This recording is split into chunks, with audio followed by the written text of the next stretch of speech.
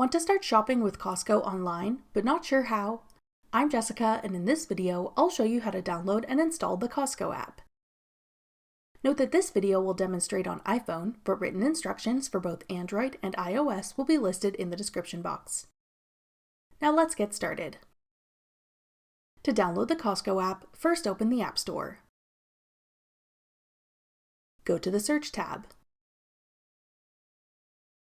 Then type in Costco at the top. Tap Costco when it appears in the search results. Then tap Get. If prompted, use Face ID or enter your password to confirm that you want to download the app. Wait for the installation to complete. Then tap Open to start using Costco.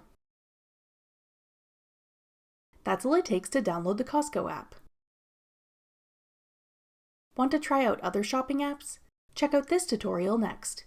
Click the video on your screen now to watch. Thanks for watching. If you found this video helpful, we'd love it if you'd hit the like button below and subscribe to our channel. We put out great new tech tutorials like this one every day.